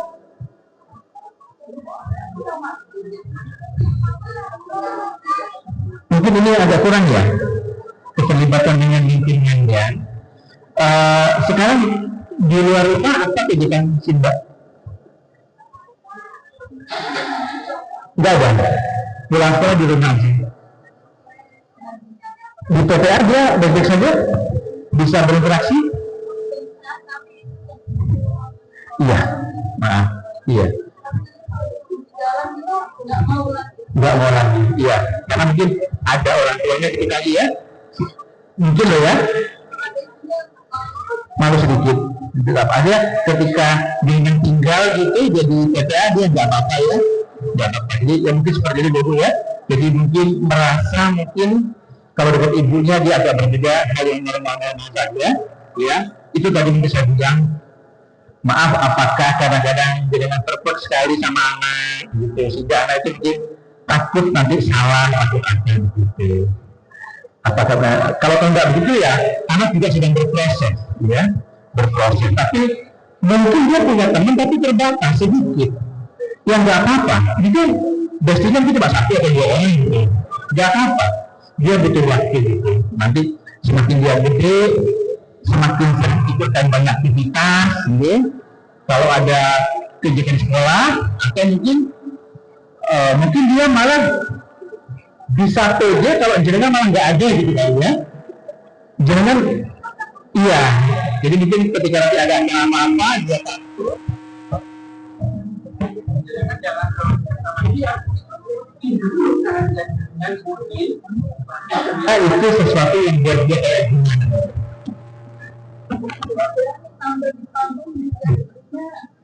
Berani. Coba. Kalau ya.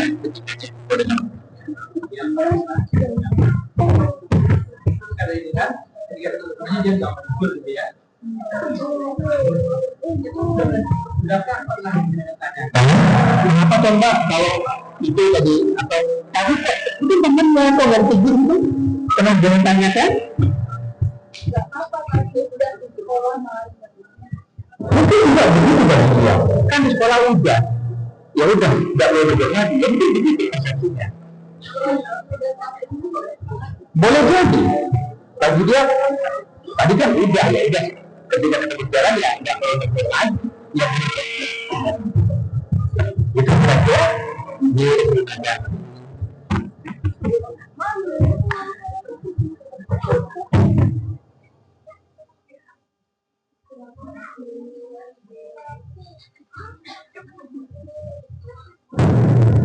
Terima kasih dan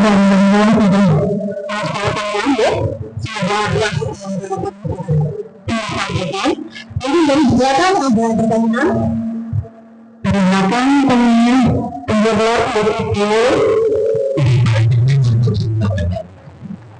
yang bisa bapak masih yang iya penjelasan begitu sampai satu bulan makan sambil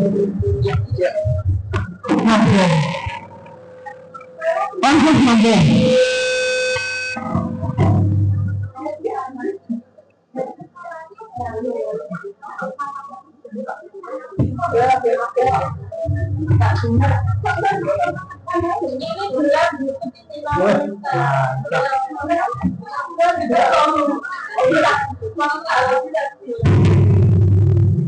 masih Assalamualaikum Pak, saya izin bertanya, gimana Pak caranya untuk mengasih tahu anak kita agar anak kita itu tidak marah atau kecewa dengan perkataan kita?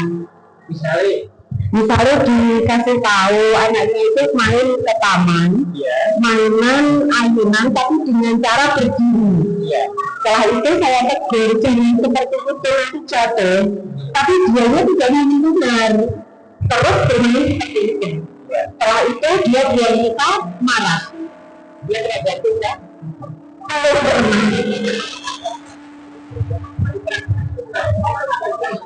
Ya, jadi jatuhnya anak ini kayaknya aktif banget ya. Iya, Tidak bisa diam juga. iya. Di sini juga sudah tahu. Maksudnya, saya nggak tahu.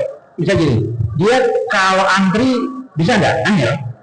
Sulit, nggak sabaran. Suka kehilangan barang-barang, apa dia? Iya. Di rumah suka kocok gitu. Main air? Tidak, tapi ngomong terus. Iya. Nggak mau bergerak. Terus pertanyaannya selalu kadang-kadang melebihi usianya. Iya. Dalam bayangan saya anak jadi kan hiperaktif ya. Sudah pernah ke psikolog terapi? Belum. Jadi bapak ibu bisa campur pak teman? Iya, terima kasih. Nah, kemungkinan kalau dari cerita jenengan, ya. Jadi ada anak-anak yang memang sangat aktif sekali, perilakunya sangat aktif. Bagi kita ketika dia meloncat main kayak begitu sesuatu yang menakutkan, tapi ternyata dengan main begitulah dia mendapatkan sensasi kenyamanan. Ya? Jadi kayak mungkin orang ngopi, kayak orang merokok gitu. Dia ngeles ngopi, ngerokok, ayam gitu. Nah, Mas ini mungkin juga enggak dong. Sorry. Karena kalau hiperaktif itu jarang sekali perempuan. Ini bedanya laki-laki. Tapi mungkin ini unik ya. Nah, ibu betul yang disampaikan. Tapi mungkin kembali lagi perlu ditanyakan kepada mbak ini, misalnya,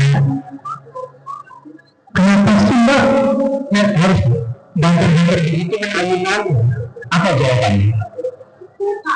Iya, jadi dia mendapatkan sensasi tertentu dengan ayunan yang tertentu. Nah, mungkin yang perlu kita lakukan, ayo mbak ya, hati-hati. Jadi kita tekankan hati-hati. Pastikan lingkungannya aman, tidak ada penanganan.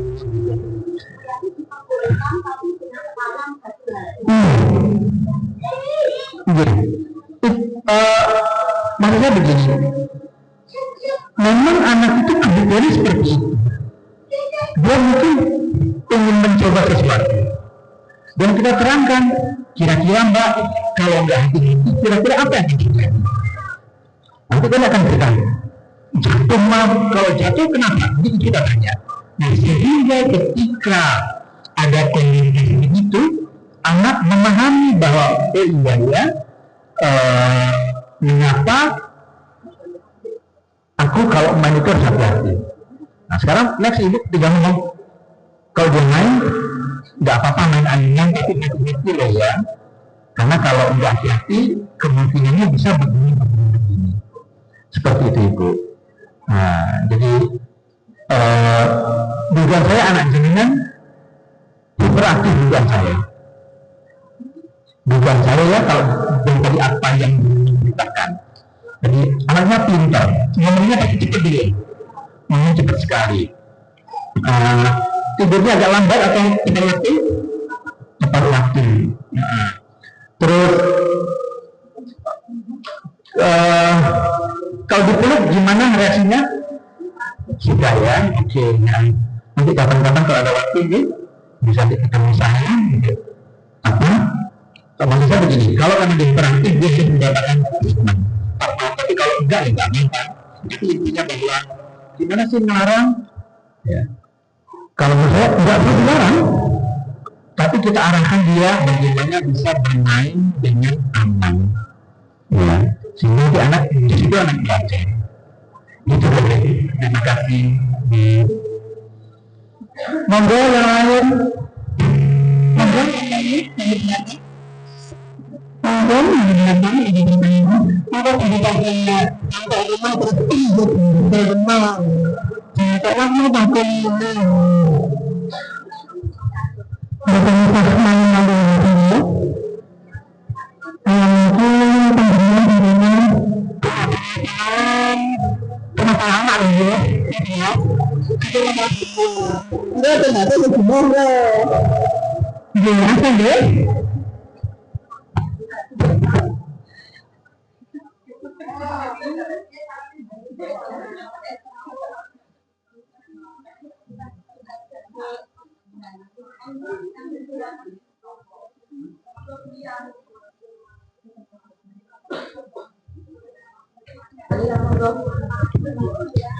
Amit Bu.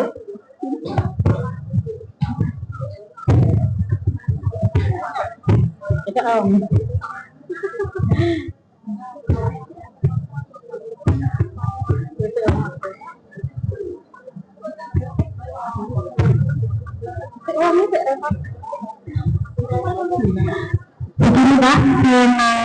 Pak, saya kan di rumah punya 2 anak kakak beradik.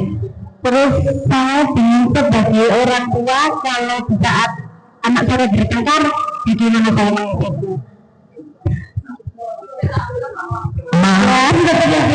Selamat gimana? Atau umurnya berapa tuh? Prinsip 2 kali. Atau misalnya kejadian terakhir ketika kita bertengkar seperti apa? Kemarin itu bertengkar si adik selalu bilang, Bu, Mas makanya aku tadi aku mesti dijarahi terus, terus saya mau ini marah sama kakaknya juga enggak ini, terus saya cuma bilang ya wes kita lagi dicari Mas ya teman bagi om cari sendiri biar yang ini biar sama-sama merasakan. Dan itu pernah adiknya pernah begitu? Iya. Terus ketika adiknya balas begitu masih apa ya? Tambah apa? Tambah dicari. Masih umur berapa? Umur 10 tahun kan. Adiknya TK ini? Iya. TK. Allah terima kasih. Ada namanya sibling rivalry, ya. Saingan antara anak itu ada, ya. Mengapa? Jaraknya berapa tahun? 4 tahun. Apa itu? Ini kadang-kadang yang kita orang tua kadang-kadang tidak menyadari, ya. Kadang-kadang kehadiran adik ketika lahir itu ancaman bagi kakak. Kakak merasa tersinggung. Kakak merasa ya agak-agak ibu bapak tidak lebih sekali nggak bisa. Ini perasaan itu di anak itu ada, ya. Sehingga anak akan melakukan perilaku-perilaku tertentu untuk supaya adiknya nggak nyaman. Ya. Nah, apa yang ibu sikapi kayak gini, ya? Tadi adiknya kan begitu, aku diganggu oleh Mas. Oke. Kalau Mas apa jawabannya? Mas kenapa sih kau ganggu adik? Jawabannya Masnya gimana? Katanya aku orang berat adiknya gitu. Anjir, jadi mungkin kakak membela diri ya, atau pernahkah jenengan melihat kakak tuh saat itu ganggu adiknya, tapi kakak nggak ngerti gitu kan? Kalau menurut saya pernah melihat ada mungkin adiknya pil, iya. Itu kakaknya mungkin gampang emosi, apa main tangan atau gimana, saya bilang ya udah selesai, kami ya zaman kan jemput yang penting intinya jangan membela salah satu. Misalnya ya teman adik kan masih kecil, kamu nyala, nggak begitu. Jadi kalau memang agak salah, ya kita mungkin adiknya itu nggak suka kamu hidupkan, gitu kan? Sehingga menyebabkan kedepannya kakak tidak berkembang. Nah, adik juga sampaikan, Dek, kalau kamu dihina kakak, kamu sampaikan ke kakakmu, Mas, aku nggak suka loh Mas, kamu boleh begitu. Sehingga nanti mereka bisa saling mengetahui bahwa, iya, aku nggak suka dihina, aku nggak suka dihina. Yang penting intinya ketika anak terlibat dalam permasalahan, jangan dia salah satu. Kalau memang kakaknya salah, ya salahkan kakaknya. Atau sebaliknya, kalau memang adiknya suka kakaknya, adiknya diomongin. Kamu tahu kenapa emas marah? Karena tadi katanya kamu bedain kakakmu. Jadi mereka bisa mengerti ya. Yang dengan sarankan tadi sebaiknya dosa bilangnya alasan lah ya. Nek mas juga lu boleh nama aku kono, bantuan kono. Enggak begitu. Jadi anak tetap kita latih. Ya. Atau sebaliknya, ya jangan mana orang bilang ke rumahku. Enggak. Mereka tetap bermain. Dan ini proses anak-anak ketika masih di usia adolescent, persaingan antar keluarga. Ya, kalau kita bisa menerapkan cara yang pas, nanti lama-lama mereka akan ngerti. Pokoknya kalau jangan menyikapinya dengan positif, anak pun akan menyikapinya positif.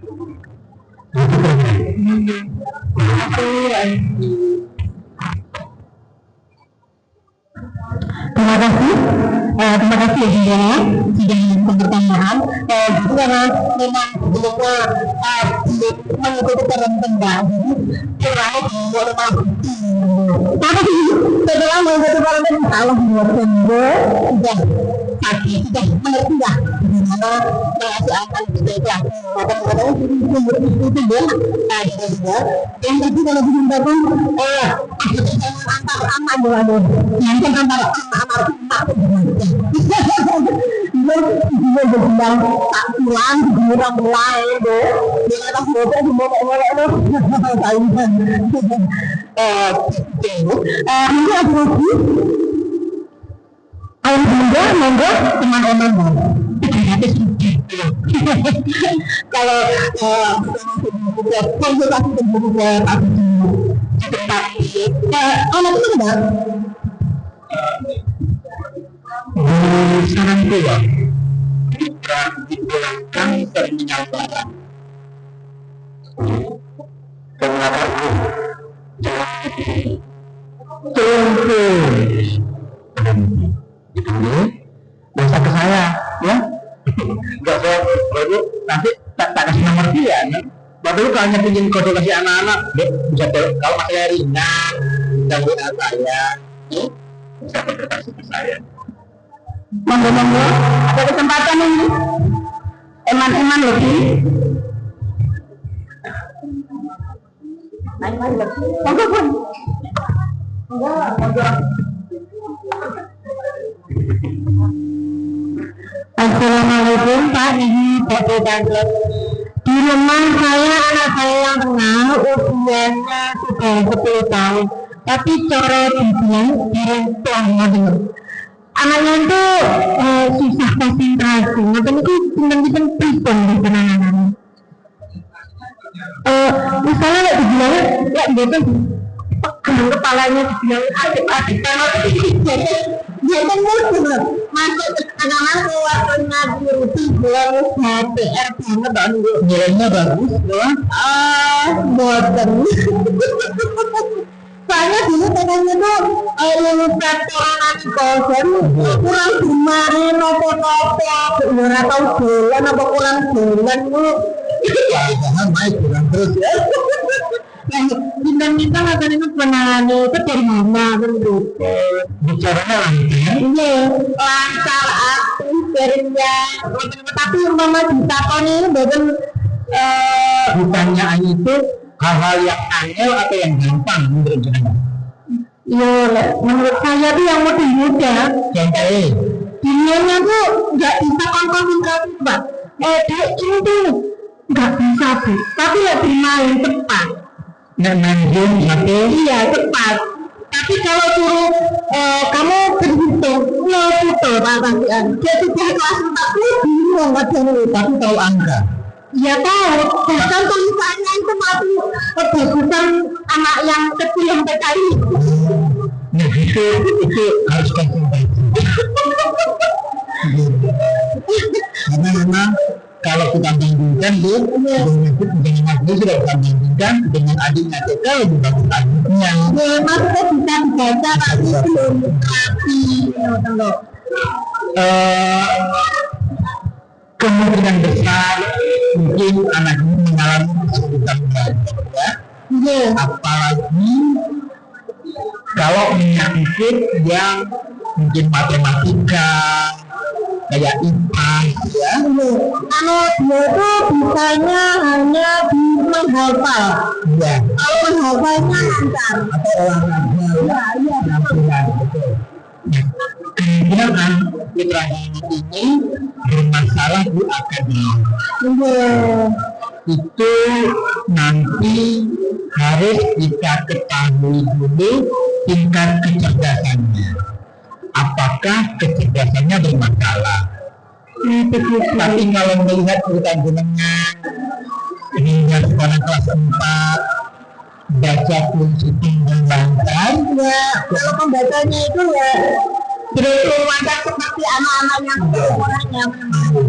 kan kalau anak SD habis baca kemudian ditanyakan tentang bacanya ngerti ya, Belum bisa memahami umami soal membaca, belum bisa memahami, hanya bisa membaca saja. jadi kemungkinan ada faktor-faktor lain yang mempengaruhi. Monggo jadi kalau ada waktu, karena kalau saya harus konsultasi dan ada terapi tertentu. Les apa buatan? Kenapa? Ada rumus les baca berhitung? Kan waktu corona baru kita itu hanya lulus belum berapa, jadi membacanya belum bisa. Terus sekarang waktu di MI itu kelas 1 itu pas sudah kelas 1 itu sekarang sudah bisa membaca tapi ya belum kuat banget. Di depan. Ini batas 4 ya. Jadi nanti Ini buka buku lah udah. nanti monggo kalau dengan harus mungkin ada masalah dengan kecerdasan. Nanti kalau sudah ketemu Tertinggal ya, tapi mungkin tidak terlalu parah, cuma mungkin karena dalam bayangan saya ya, ketika dengan nazar dia pasti dia tambah stres ya. Iya betul sekali Pak. Kalau di ajaran itu lama-lama nangis. Tampilan. Jadi lama-lama emosi. Dia kamu nggak usah ngerjain mau apa lama-lama nangis.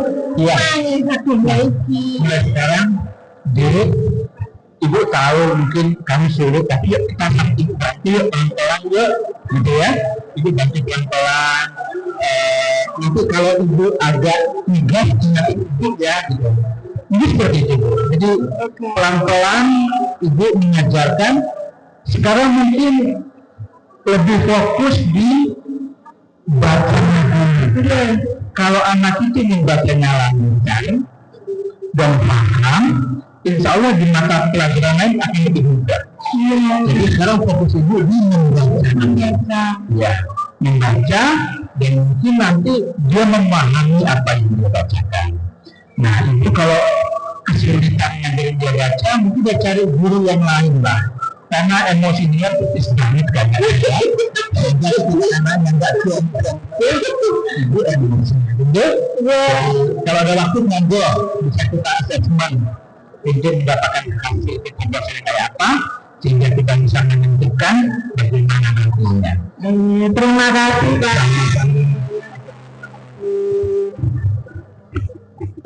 Terima kasih dengan sudah curhat Bu. Curhat terakhir sudah kepala ya. Saya bawamu sekarang itu ya. jawabannya sampai dengan Bu, karena mungkin harus ada analisis dengan Bu, mungkin nantinya bisa merangkap juga dari kita Bapak Bu. Nah, terus ingat berapa? Kemudian ada lagi dari Bunda,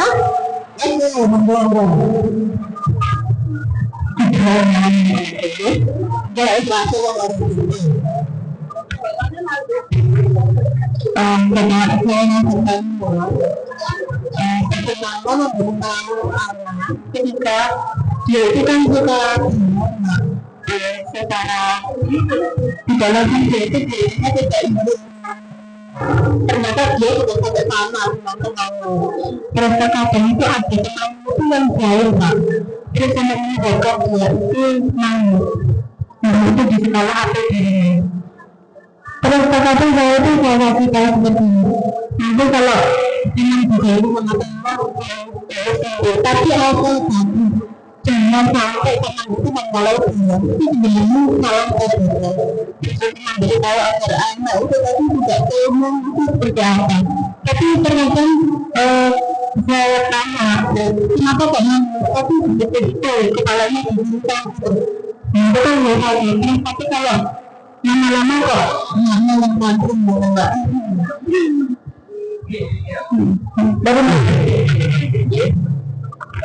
Karena memang anak-anak kejadian besar, anak ini sedang berlatih untuk bisa tangguh. Kadang-kadang anak ini belum bisa mengelola emosinya, meregulasi emosi, sehingga mungkin bagi dia nangis itu adalah pilihan cara untuk menyelesaikan masalahnya, gitu kan? Nah, kalau selanjutnya dia coba ikutkan latihan bela diri. Sukanya apa misalnya? Silat atau karate, taekwondo, ya. Saya punya murid waktu SD, di SD Al-Hikmah, ya. Dia dibully temannya, anak kelas 1 SD. Ya. Kemudian saya sarankan untuk mengikuti bela diri. Ya. Nah, begitu dia ikut bela diri, dia semakin lebih pede. Dan dia sering ikut lomba, mewakili tempat di latihan, ya, dia ikut karate. Nah, di Al-Hikmah itu kan kalau ada anak yang ikut lomba, berprestasi kan dibuatkan banner di sini, dipasang. Sehingga akhirnya teman-temannya tahu, oh si Tara itu sekarang sudah berbela diri ikut latihan, dan dia nggak pernah diburu lagi. Jadi itu mungkin salah satu solusi, gitu ya, untuk membuat anak tangguh, ya. Atau mungkin kayak tadi misalnya. Jangan bisa mengatakan kalau kamu diganggu temanmu, kalau di sekolah misalnya ya, hadapi teman-temannya, sampaikan, saya nggak suka kamu ganggu. Kalau kamu masih ganggu lagi, saya laporkan ke guru. Jadi yang ibu ajarkan adalah kalau kamu diganggu temanmu lagi, kamu sampaikan kepada anak itu. Saya nggak suka lo kamu ganggu. Nah, kalau kamu ganggu saya lagi, saya akan laporkan ke guru. Tapi ada kemungkinan anak ini kan nggak berani ngomong ke temannya, ya, karena dia memang sakit ya. Nah, sampaikan di kalau anaknya laki ya, laki. Mas kira-kira berani nggak Mas ngomong kepada anak yang suka ganggu itu bahwa Mas nggak suka diganggu? Nggak berani aku bu. Oke, kalau nggak berani, setiap kali diganggu segera sampaikan ke guru. Jadi supaya masalahnya selesai. Kembali lagi jangan ajari anak untuk membalas, karena memang iya kalau anak punya keberanian.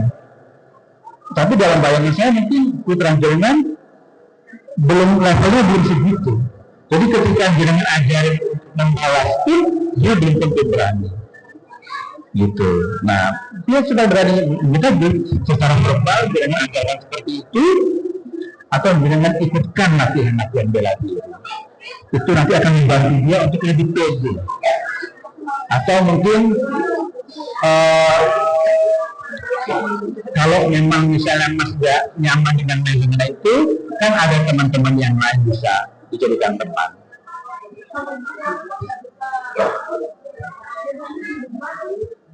Ya. biasanya kan kalau di sekolah tuh kita nggak tahu ya Pak. Tapi insya Allah guru itu gambarannya nggak istilah lah. Tapi kalau di rumah kan biasanya ceritanya di saya kasih tahu betul sama ini atau video.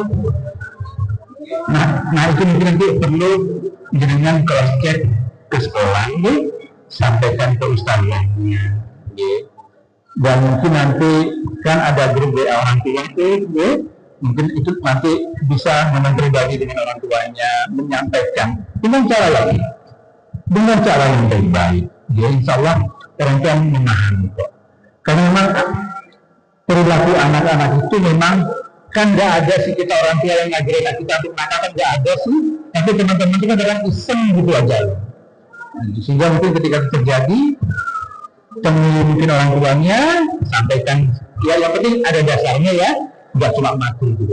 Tapi paling juga sampaikan ke sekolah, nanti dia sekolah yang mencarikan solusi dan ajarkan anak dengan tangguh kayak tadi. Betul, Mas Yun.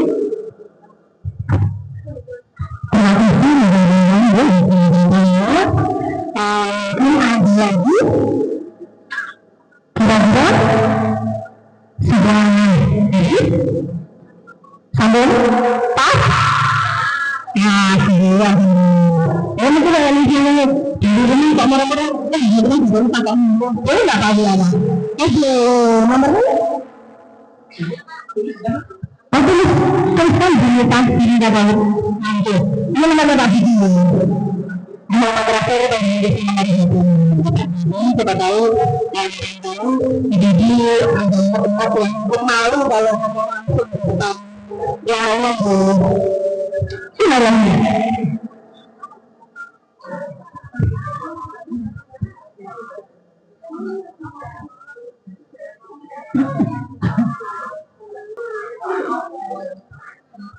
kemudian dicatat ya kami nomornya tadi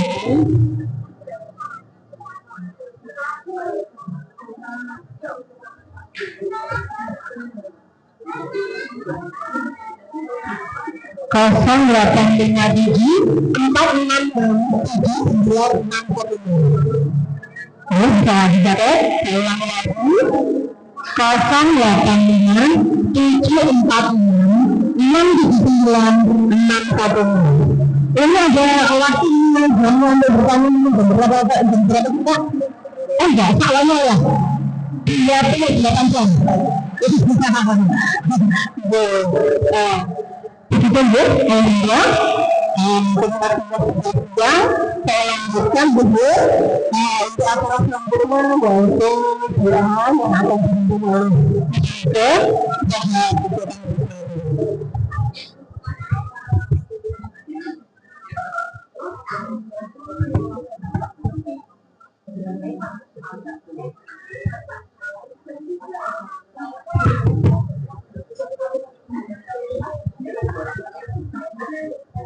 Bismillahirrahmanirrahim. Assalamualaikum warahmatullahi wabarakatuh. Ibu yang berkaitan dengan mari kita coba untuk mengumumkan diri menghadap Imam itu dan berdoa agar apa yang kita lakukan bermanfaat untuk mendidik anak-anak kita menjadi anak-anak yang beriman dan kita semua berdoa untuk bisa bangsa kita semua dan bisa membuat kita menjadi anak yang qurrata a'yun yang menjadi muttaqina iman. Amin ya rabbal alamin. A'udzubillahi minasyaitonir rajim. Bismillahirrahmanirrahim. Hamdan ma'akum hamdan syakirin hamdan lillahi ta'ala wa barakatuh. Ya rabbana wa tanfiruna lahu wa la karim ma'akum sulban.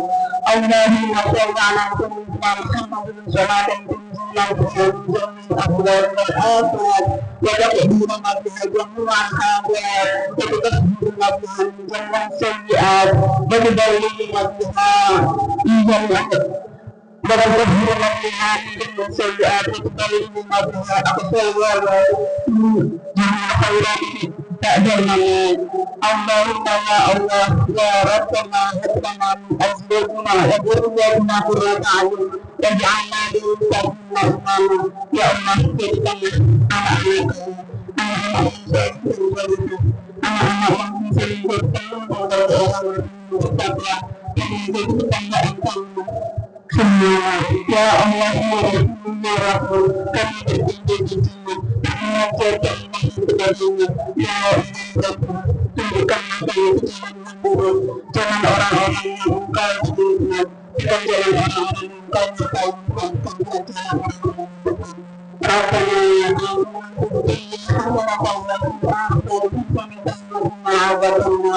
Tuhan إنك أنت التواب الرحيم ربنا آتنا في الدنيا حسنة وفي الآخرة حسنة وقنا عذاب النار وصلى الله على سيدنا محمد صلى الله عليه وسلم تسليما كثيرا سبحان ربك رب العزة عما يصفون وسلام على المرسلين والحمد لله رب العالمين. استغفر الله العظيم.